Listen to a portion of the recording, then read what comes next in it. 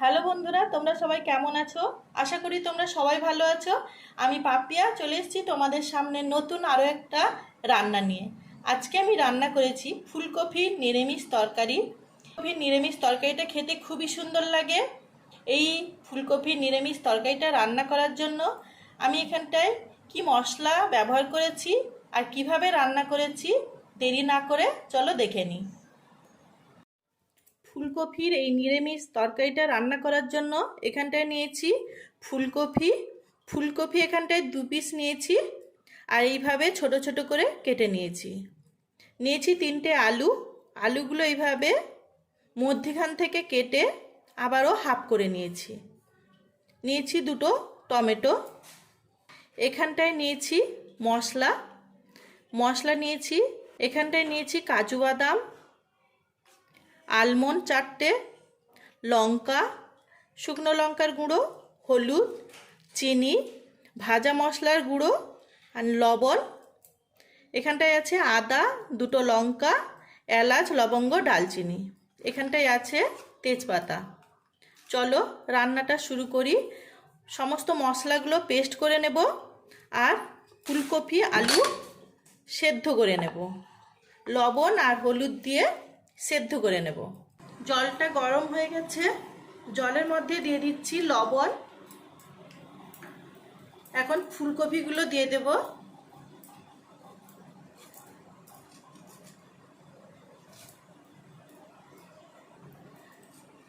এখন ওপর থেকে দিয়ে দেব সামান্য পরিমাণ হলুদ। এখন ঢাকিয়ে রাখছি যতক্ষণ না ভালো করে জলটা ফুটছে ততক্ষণ এটা ঢাকিয়ে রাখবো। কাজু বাদাম আলমন্ড এটাই পেস্ট করে নিয়েছি আর এখানটায় নিয়েছি টমেটো আর আদা। ওর মধ্যে দিয়ে দিচ্ছি লবণ, গুঁড়ো লঙ্কা আর দিয়ে দিচ্ছি হলুদ।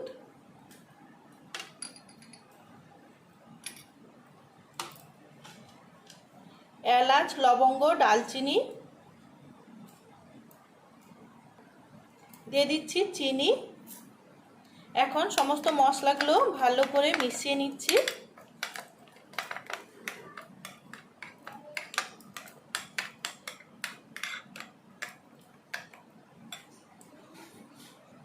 এটা ভালো করে মেশানো হয়ে গেছে।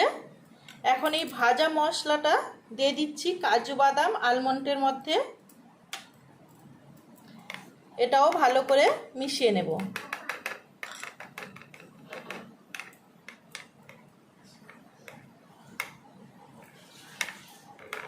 মেশানো হয়ে গেছে, এটা ভালো করে ফুটে গেছে। আর কিছুক্ষণের জন্য একটু ফুটিয়ে নেব। জাস্ট ফুলকপিটা একটু ভাপিয়ে নিচ্ছি। এখন কপিগুলো তুলে নেব।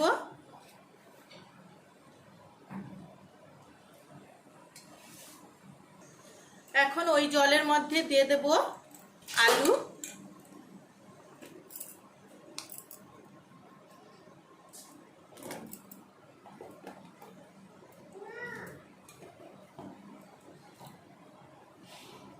এখন আলুগুলো তুলে নিচ্ছি।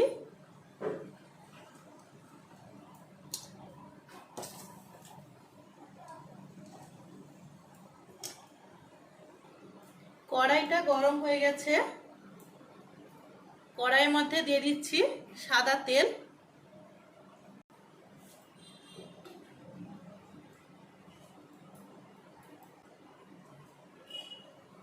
তেলটা গরম হয়ে গেছে, ওর মধ্যে দিয়ে দিচ্ছি ফুলকপি।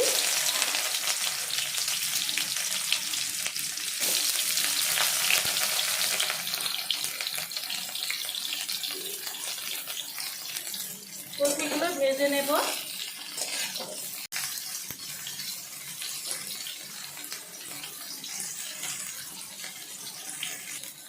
ফুলকপিটা একটু ভাজা হয়ে গেছে, ওর মধ্যে আলুগুলো দিয়ে দেব।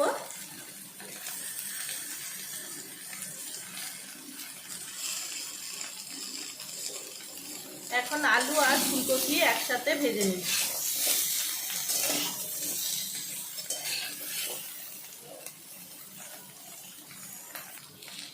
ভাজা হয়ে গেছে, তুলে নিচ্ছি। আবারও কড়াইটা বসিয়ে দিয়েছি। কড়াইটা গরম হয়ে গেছে, ওর মধ্যে দিয়ে দিচ্ছি সাদা তেল। তেলটা গরম হয়ে গেছে, তেলের মধ্যে দিয়ে দেব গোটা জিরে আর তেজপাতা। জিরেটা ভাজা হয়ে গেছে, ওর মধ্যে দিয়ে দিচ্ছি দুটো কাঁচা লঙ্কা। লঙ্কা দুটো চিড়ে নিয়েছিলাম।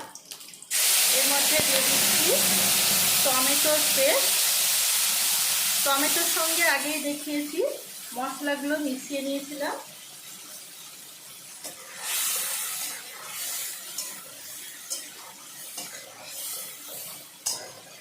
এখন এটা ভালো করে একটু কষিয়ে নেব।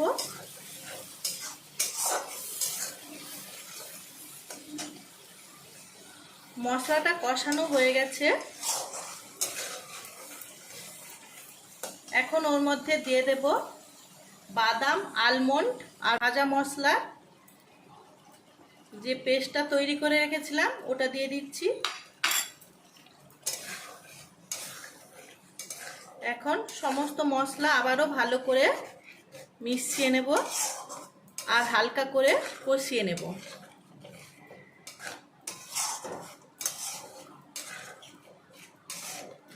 দারুণ একটা কালার এসছে।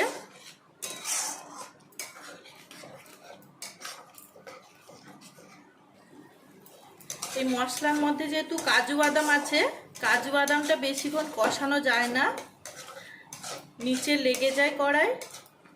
তাই এখন ওর মধ্যে দিয়ে দিচ্ছি গরম জল।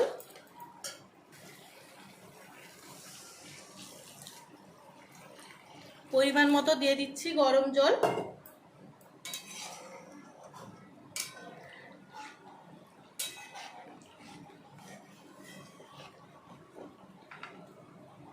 এখন ওর মধ্যে দিয়ে দেব মশলার জলটা।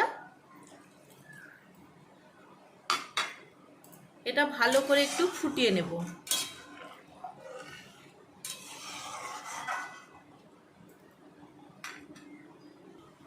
এখন এর মধ্যে দিয়ে দেব ভেজে রাখা ফুলকপি আর আলু।